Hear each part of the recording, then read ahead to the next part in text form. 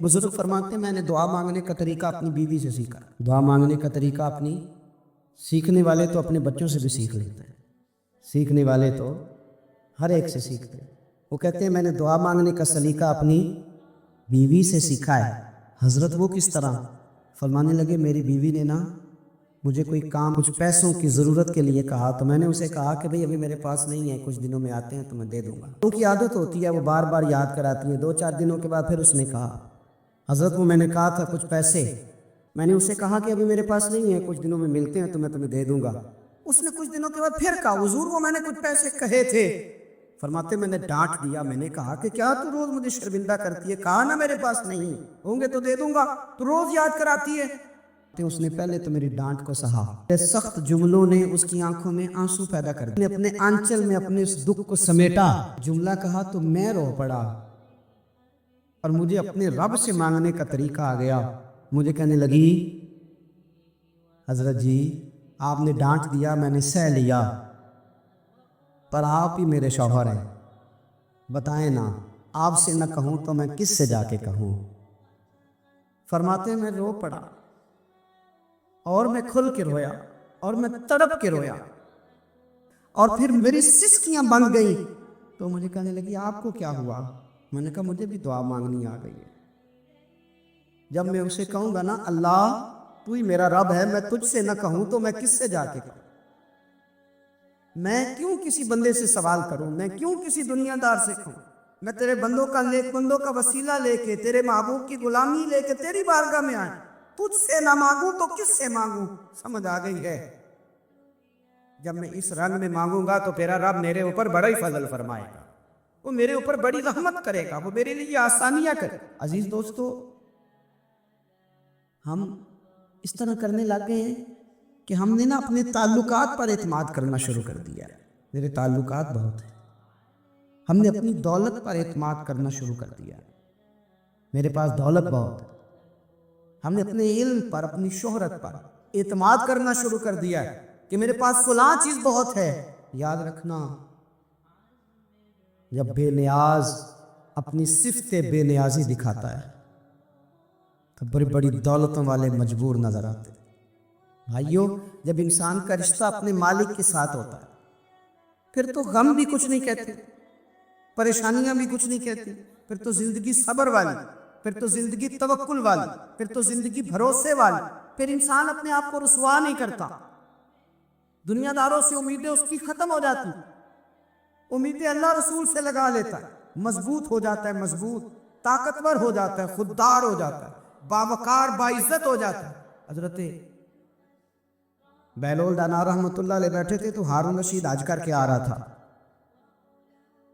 तो रास्ते में हजरत शेख से मुलाकात हो गई। तो अस्सलामु अलैकुम के बाद कहने लगा हुजूर कोई हुक्म हो तो बताइएगा। तो हजरत बहलोल दाना फरमाने लगे तेरा रब कौन है? उसने कहा अल्लाह। तो फरमाया मेरा कौन है? कहा अल्लाह। फरमाने लगे तो बड़ा ही बेवकूफ है, क्या तू ये समझता है कि रब हारून रशीद को तो देकर बहलोल दाना को भूल जाएगा? तेरा भी वही रब है, मेरा भी वही रब है। उसने अगर तुझे दे के आजमाया है तो हो सकता है मुझे ना दे के आजमा रहा हो। जब उसकी हिकमत के तकाजे होंगे तो अता करेगा और देगा। तू जा अपना काम कर। भाई, अपनी रूहानी जिंदगी, अपनी इबादत, अपने वज़ाए, अपने रोजमर्रा के मामलात, अपनी दुआएं, अपना इस्तिगफार, देखो कोई मुश्किल काम तो नहीं। 2 रुकू हैं सूरह वाक़िया के, अगर रात को पढ़ ली जाए। मैं किस तरह ये बात बयान करूं कि तावीज़ बांटना आसान है और वजीफा बताना मुश्किल है। सारा दिन तावीज़ बांटें तो लोग लेने को तैयार हैं, और अगर आप वजीफा बताएं तो कहते हैं तो मुश्किल काम।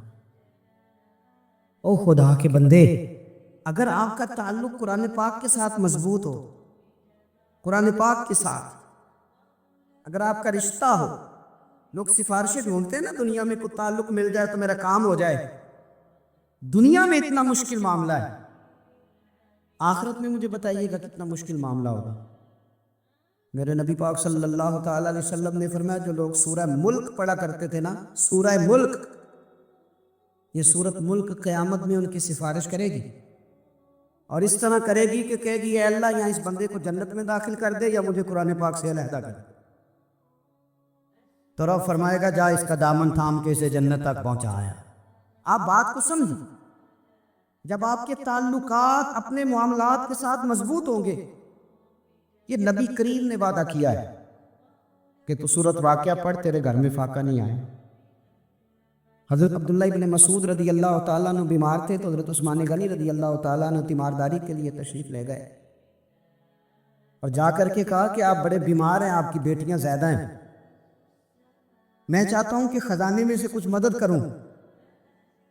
تو سیدنا عبداللہ ابن مسعود رضی اللہ تعالیٰ عنہ اٹھ کے بیٹھ گئے، کہنے لگے امیر المومنین، اللہ آپ کو میری طرف سے، میری بیٹیوں کی طرف سے بہتر صلہ دے، میری بیٹیوں کو کسی خزانے کی ضرورت نہیں، میں نے انہیں خزانہ دے دیا ہے۔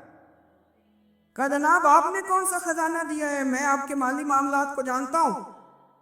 تو فرمانے لگے امیر المومنین، میرے نبی کریم نے فرمایا ہے جو سورۃ واقعہ پڑھے اسے کبھی فاقہ نہیں آتا، میں نے بیٹیوں کو یاد کرا دی ہے، یہ خزانہ میں نے انہیں دے دیا ہے۔ وہ سارے والدین سنیں جو بیٹیوں کے لیے پریشان رہتے۔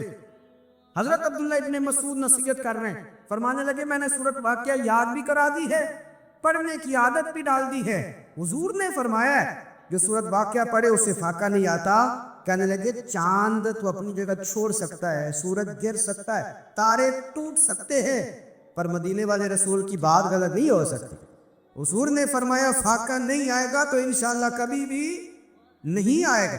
کرنے کا کام یہ ہے کہ ہم اپنی معاملات، اپنی عبادات، اپنی دعائیں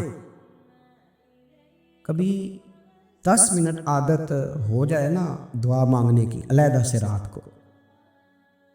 حضور نے فرمایا جو فرض نماز کے بعد دعا مانگے اللہ اس کی قبول کر لیتا ہے۔ نبی پاک صلی اللہ تعالیٰ علیہ وسلم نے فرمایا اللہ مسافر کی دعا قبول فرماتا۔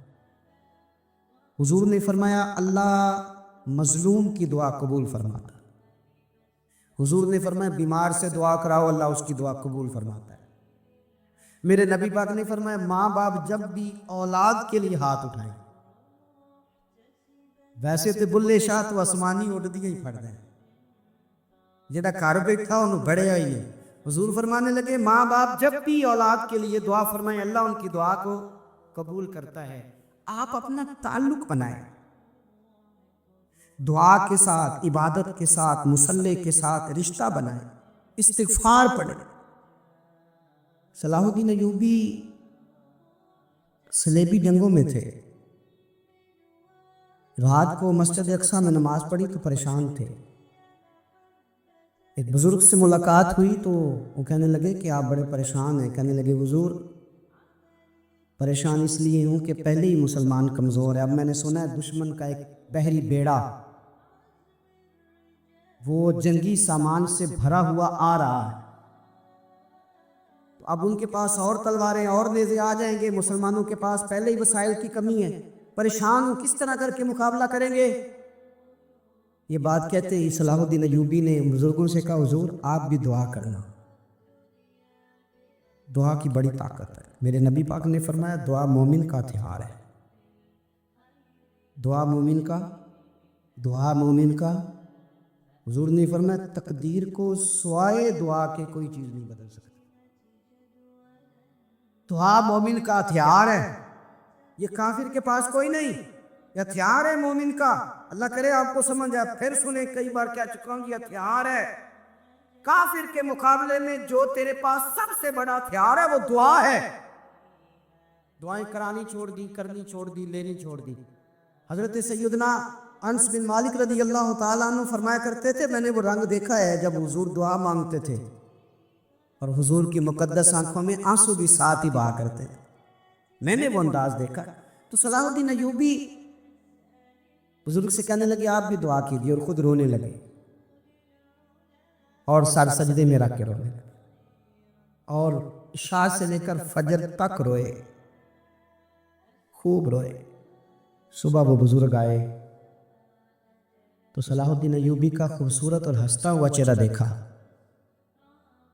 کہنے لگے آپ بڑے خوش ہیں، رات تو میں نے بڑے روتے ہوئے دیکھا تھا۔ تو کہنے لگے حضور وہ جو بحری بیڑا آ رہا تھا نا وہ پانی میں ڈوب گیا ہے، اب وہ نہیں آ رہا، ابھی خبر آئی ہے تو میں بڑا خوش ہوں۔ बुजुर्ग कहने लगे उठ सीने से लग, और सुन एक बात, वो बहरी बेड़ा पानी में नहीं डूबा, वो तेरे आंसुओं में डूब गया।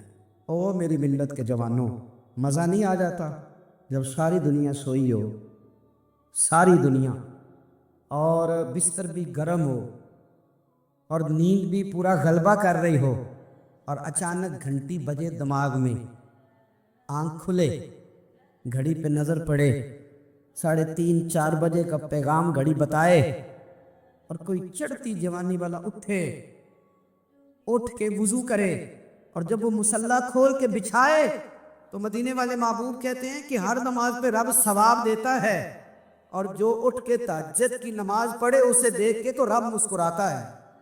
वो मुस्कुराता है, खुश होता है कि मेरा बंदा तहज्जुद में उठ गया, वो मुस्कुराता है।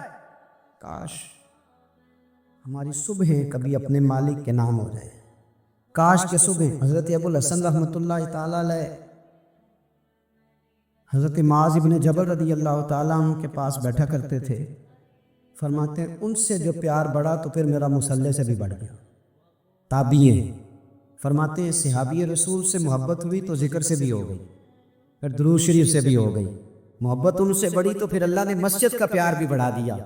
आप फरमाते हैं कि मेरी हर वक्त तबीयत चाहती थी कि बस अल्लाह अल्लाह करो, बस अल्लाह अल्लाह करो, बस ना मैं ज़रा थोड़ी जान छुड़ाऊं लोगों से, को 10 मिनट मिले तो मैं कुछ 4 नफल पढ़ लूँ, मैं थोड़ा सा ना बचूं लोगों से, और मुझे तस्बीह मिले तो मैं ना कुछ 400-500 दफ़ा इस्तिग़फ़ार पढ़ूं, सुभान अल्लाह, अल्हम्दुलिल्लाह, अल्लाहु अकबर, ला हौला वला कुव्वता इल्ला बिल्लाह, मैं ना तस्बीहात पढ़ूं। फरमाते हैं कि बच्चे थे घर में 6-7, गुर्बत थी, काम मिलता कोई नहीं था, और मैं काम चोर नहीं था, काम ढूंढता था, पर अल्लाह की कुदरत के काम नहीं मिलता था। फरमाते हैं कि मैंने एक दिन अपनी अहलिया से कहा कि आज मैं फिर जाता हूँ काम ढूंढने, तो मेरी बीवी बड़ी फर्मा बरदार थी, पर उस दिन ना गुर्बत के हाथों तंग आके कहने लगी, आज नाना कोई तू चीज़ लेके आया, तो मुझसे बच्चों की भूख नहीं देखी जाती है। सब रोगां दा रोग मुहम्मद जिसका नाम गरीबी, कंड बला के लंघ जाते नहीं दोस्त यार करीबी। आज ना कुछ लेके आया तो मैं बच्चे लेके चली जाऊंगी। शेख फरमाते हैं कि मैं बड़ा परेशान घर से निकला, पर मैंने सुबह से लेके जोर तक काम ढूंढा, काम मिला कोई नहीं। तो मेरे दिल में ख्याल आया, चलो काम नहीं मिलता तो अल्लाह अल्लाह तो करे ना, चलो बंदों की मजदूरी नहीं मिलती तो रब करीम की इबादत ही करते हैं। फरमाते हैं कि मैंने ना फुरात के पानी से वुजू किया, नहर के, शदीद धूप थी, साथ रेत थी और रेत तप रही थी। मैंने अपना रुमाल वहीं मुसल्ला के तौर पर बिछा लिया, और फरमाते हैं कि जोर से लेकर असर तक नमाज पढ़ी, धूप भी पूरे जोर पे, पर मेरे सजदे का ज़ौक़ भी पूरे जोर पे। फरमाते हैं सूरज भी चमक रहा है और रब की इबादत का ज़ौक़ भी पूरे जोर पे। मैं सजदा करूं तो फिर मेरा उठाने को जी ना चाहे। मेरे उस्ताद लिखा करते थे, ये उनका शेर है, वो कहा करते थे, मुझे सोज दे, मुझे साज दे, और मुझे नीम शब का न्याज दे, दम सजदा खुद को मैं तोड़ दूं, मुझे ऐसा ज़ौक़ नमाज दे। और मैं तेरी बहार का फूल हूँ, मैं खिला भी हूँ तो तेरे लिए, मुझे मेरी शाख से तोड़ ले, मुझे अपनी जुल्फ का नाज दे। भाई फरमाते हैं कि असर तक मैंने नफल पढ़े, दिल ढलने लगा, असर की नमाज पढ़ी और मैं वहां से चला। अब मैं जब निकलने लगा तो दिल में ख्याल आया कि छोटी छोटी दीवारें हैं घर की, बगैर कुछ लिए जाऊंगा तो बीवी दूर से देखेगी तो शोर करेगी कि फिर खाली हाथ आ गया है। कहते मैंने अपने उसी रुमाल में जिस पे मैंने नमाज पढ़ी थी ना, रुमाल में क्या कीते पंजाबी जी साफा कहते हैं, उसी में ना मैंने कुछ रेत भर ली कि वो दूर से देखेगी तो समझेगी कुछ लेके आया है, चलो जाके उसे बता दूंगा कि आज फिर मजदूरी नहीं मिली। कहते हैं वो रेत लेकर जब मैं घर में गया तो पहले बीवी दरवाजे पे खड़ी होती थी, पूछती थी खाली हाथ आ गए हो? आज मैंने देखा तो है ही कोई नहीं। फरमाते मैं अंदर दाखिल हुआ, सलाम लिए, कोने में मैंने वो रुमाल रख दिया और मैंने आवाज दी कि भली मानस कहाँ हो? तो वो कहने लगी आप मुंह हाथ धो ले, मैं रोटी लेके आई। میں نے کہا روٹی کہاں سے آ گئی؟ یہاں تو کئی دنوں کے فاقے ہیں، تو کئی دنوں کی غربت ہے، یہاں تو اس گھر میں تو فقیری ہے۔ فرماتے ہیں کہ وہ روٹی لے کے آئی اور اس وقت کی جو موجودہ نعمتیں تھیں، سمجھ لیں سلاد، اچار، ہر چیز ساتھ لائی۔ میں نے کہا کہ بچے کہاں گئے؟ کہنے لگی وہ کھانا کھا کے کھیلنے گئے، آپ کھانا کھا لیں آ جاتے۔ کھانا اس نے چن دیا۔ میں نے حیرت انگیز لہجے میں ساری نعمتیں اپنے دسترخوان پہ دیکھ کر کے بیوی سے پوچھا یہ کہاں سے آیا کھانا؟ بچوں کو تو نے کہاں سے کھانا کھلایا؟ یہ سارا کچھ کیسا ہے؟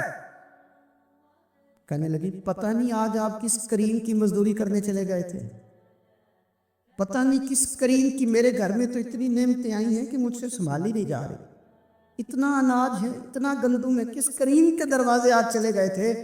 یہ کہتے کہتے وہ اٹھی اور اٹھ کر کے کہنے لگی پہلے بڑا کچھ آیا تھا، اب کیا لے آئے ہو؟ اور جا کر کے نا اس نے وہ ریت والا رومال کھولا، کہنے لگے میں تو لے کے آیا تھا ریت، تو میرے رب نے اسے بھی سونے اور ہیرے بنا دیا تھا۔ جب آپ کی توجہ اللہ کی جانب، میرے نبی پاک صلی اللہ تعالیٰ علیہ وسلم نے فرمایا ہر چیز اپنے رب سے مانگ، ہر چیز مانگ، ہر چیز مانگ۔ یا رسول اللہ کیا کچھ؟ میرے محبوب نے فرمایا تیرے گھر میں نمک بھی ختم ہو جائے تو وہ بھی اپنے رب سے مانگا کر، تو مانگنا وہ تجھے دے گا، تو اس کی بارگاہ میں کشکول طلب دراز تو کرنا۔ اور ترمذی شریف میں عجیب لفظ ہے، رسول کائنات نے فرمایا، رب کریم فرماتے ہیں جب میرا بندہ ہاتھ اٹھاتا ہے نا تو مجھے حیا آتی ہے کہ میں خالی کیسے لوٹا دوں اس کے۔ ایک صحابی حاضر خدمت ہویا، عرض کی یا رسول اللہ صلی اللہ علیہ وسلم میرے گھر میں غربت رہتی ہے، کیا کروں؟ نبی پاک علیہ السلام نے فرمایا جب بھی گھر جایا کرنا گھر والوں سے سلام لیا کر، گھر والوں سے کیا کہا کر؟ السلام علیکم، جب بھی گھر جایا، یعنی گھر آیا، اب گھر والوں نے بتایا کہ ماچس کی ڈبیا تو لے آؤ، اب یہ دکان کونے پہ تھی گھر والے پہ، وہاں سے ماچس کی ڈبیا لے کے واپس گیا تو کہنے لگا السلام علیکم۔ پھر گھر والوں نے کہا وہ بتانا یاد ہی نہیں رہا چینی بھی ختم ہو گئی ہے، تو یہ پھر گیا چینی لینے، لوٹ کے آیا تو کیا کہا؟ جب اللہ چاہتا ہے تو کہے، جب اللہ کے رسول چاہتے ہیں تو کہے۔ اس کا ترجمہ یہ ہے کہ تو کہہ، تو سلام لے، اللہ رسول چاہ رہے ہیں کہ تو سلام لے تاکہ تیرے گھر میں سلامتیاں ڈال دی جائیں۔ تو فرمایا سلام لینی ہے تو نے، اور ساتھ تو نے اس طرح کرنا ہے کہ 3 دفعہ سورۃ اخلاص کو پڑھنا ہے۔ امام قرطبی نے اس کو لکھا ہے۔ اس نے کہا حضور غربت بڑی ہے، غربت بڑی ہے تو کہ وظیفہ بتائیں؟ فرمایا جب بھی گھر جاؤ سلام لو اور 3 دفعہ سورۃ اخلاص پڑھو۔ وہ صحابی کہتے ہیں میں پکا ہو گیا۔ اب وہ کچھ دنوں کے بعد، کچھ عرصے کے بعد، کچھ مہینوں کے بعد واپس آئے تو صحابہ کرام علیہم رضوان فرماتے ہماری خواہش تھی کہ یہ کچھ بیان کرے، اب بتائے جو وظیفہ لے کے گیا تھا اس کا رزلٹ کیا نکلا؟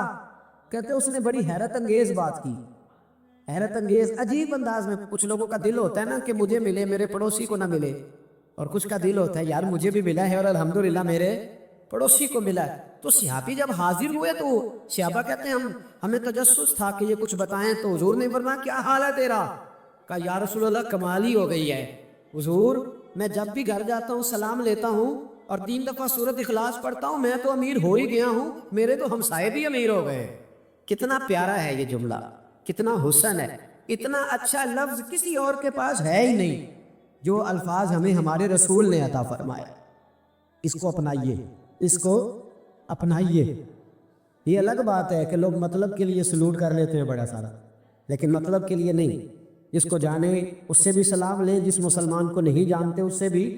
تو نبی پاک نے ہمیں مسنون دعائیں سکھائیں۔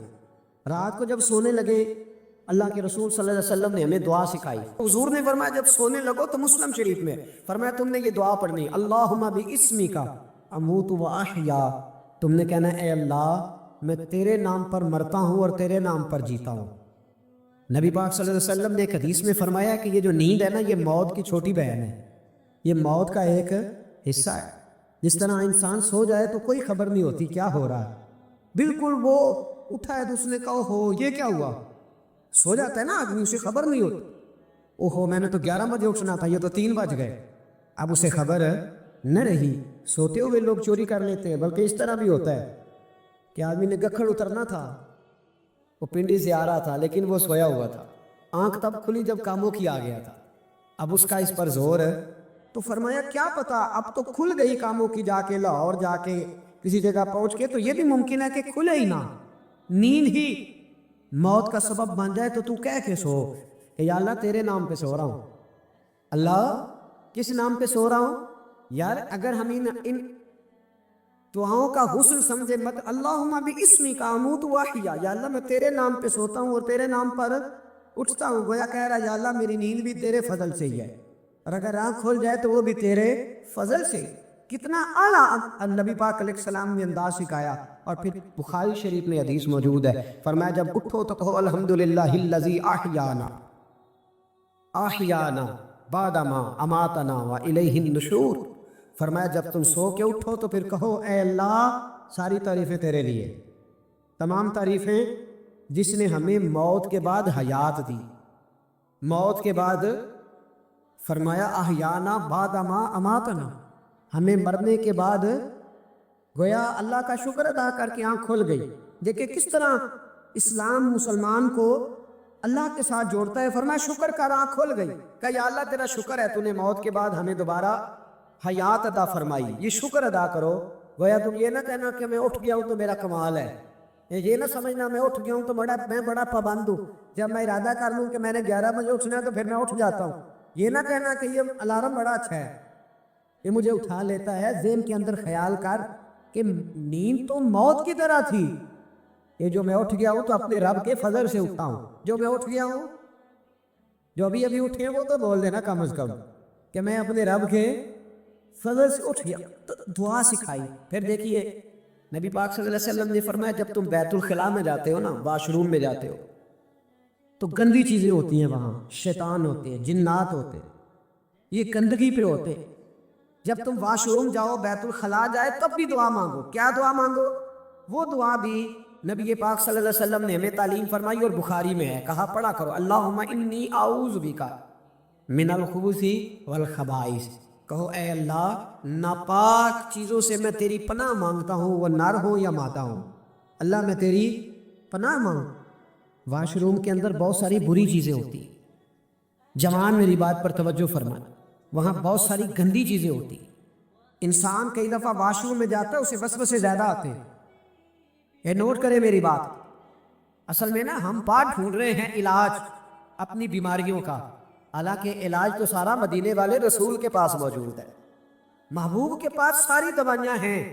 تو نبی پاک علیہ السلام دیکھیں نا، انسان واش روم میں جاتا ہے، اسے وسوسے آتے، برے خیالات آتے، وہ گناہ کی طرف کئی دفعہ مائل ہوتا ہے، تو کہا تو دعا پڑھ کے جا، اللہم انی اعوذ بک، یا اللہ میں تیری پناہ مانگتا ہوں، من الخبث والخبائث، ہر خبیث اور بری چیز سے میں تیری پناہ مانگتا ہوں، وہ نر ہو یا یار کتنا عظیم دین ہے، کتنا عظیم میرے مصطفیٰ کریم کا وہ والا دین ہے۔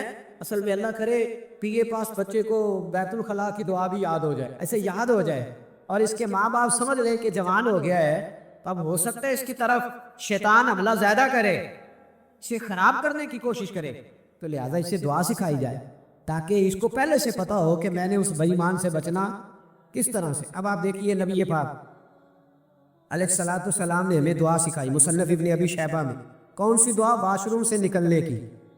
اللہ اکبر، بڑی زبردست دعا ہے، بڑی زبردست۔ آپ یقین کریں اس ایک ایک دعا پر ایک ایک پورا بیان ہو سکتا ہے، ایک ایک۔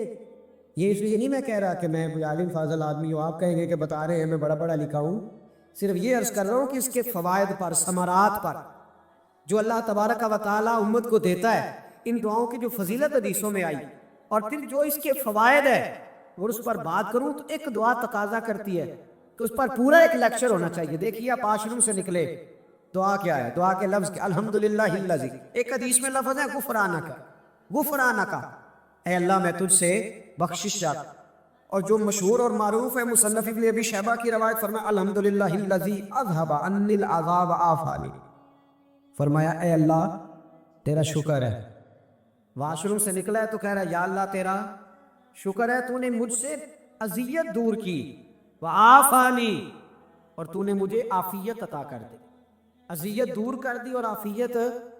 بولیے واش روم سے نکلا ہے تو کیا کہتا ہے؟ یا اللہ تیرا شکر ہے، تو نے مجھ سے اذیت دور کر دی اور مجھے عافیت۔